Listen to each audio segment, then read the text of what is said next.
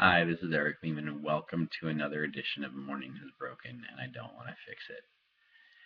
Wow, um, where to start?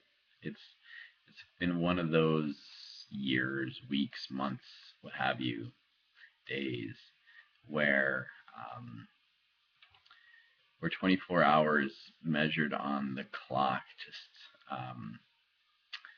it doesn't seem appropriate anymore to use that as a metric for what it means for a day to pass.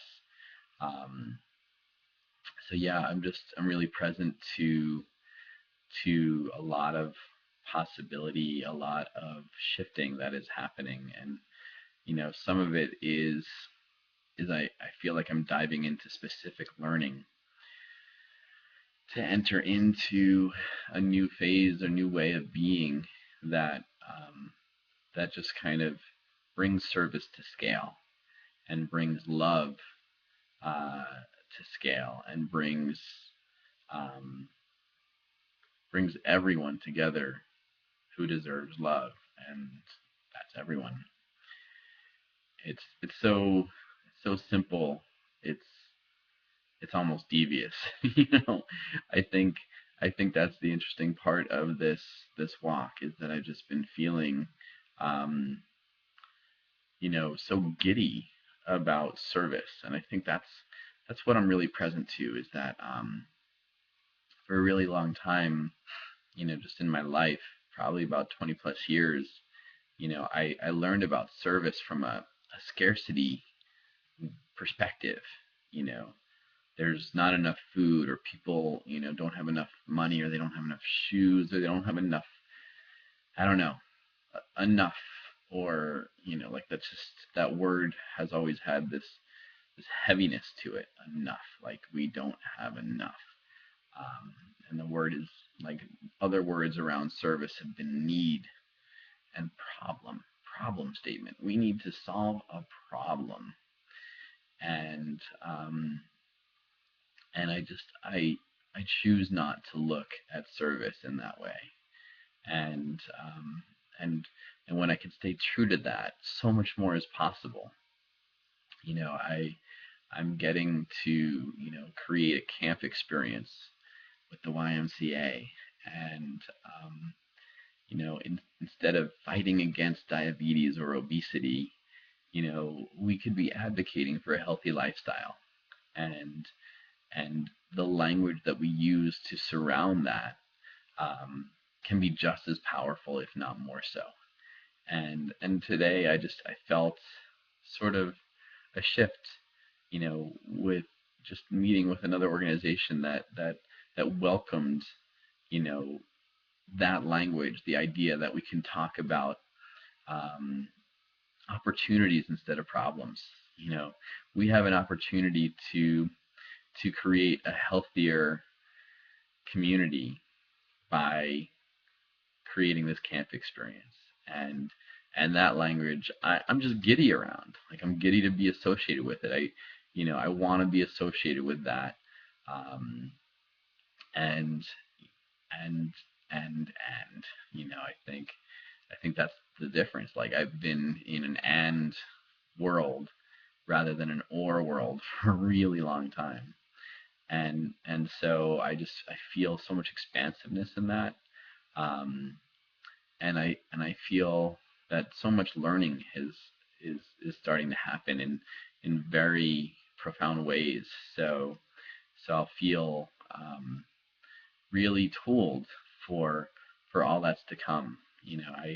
I feel like passion plus tools is really powerful. I think passion plus skillful use of tools is a really great recipe for change, for positive change, and I think that's I know that's really um, what has kind of lifted my energy, and so also just having this daily practice where I get to connect first with source energy and then with you, and to know that I'm creating my own expectation.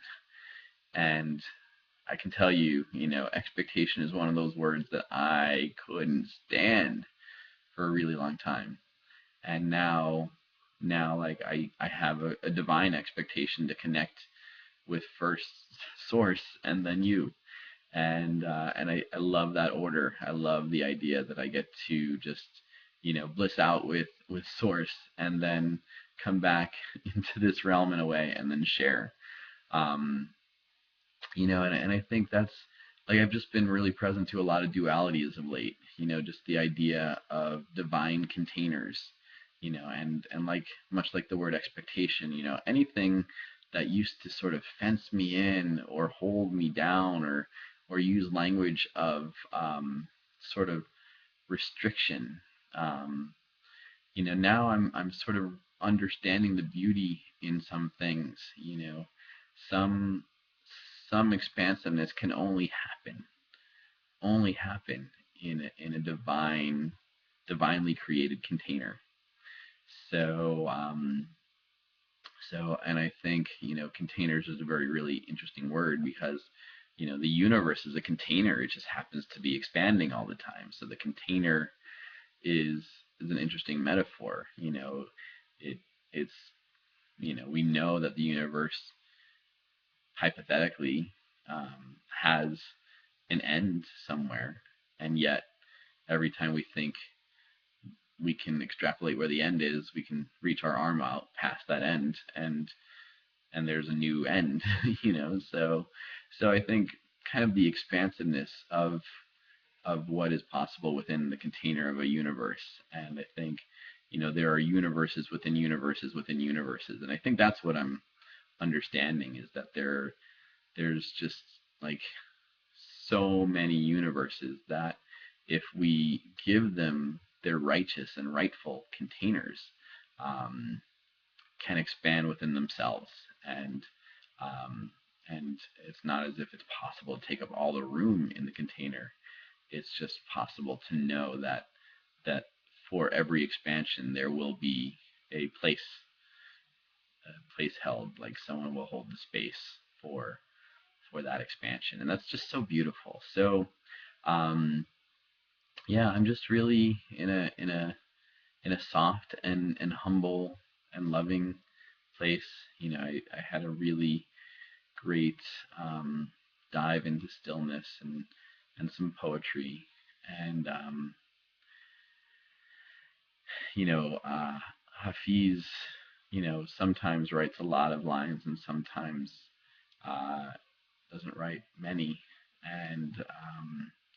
And today I read a poem that just says, you know, it's it's all just a love contest, and I never lose.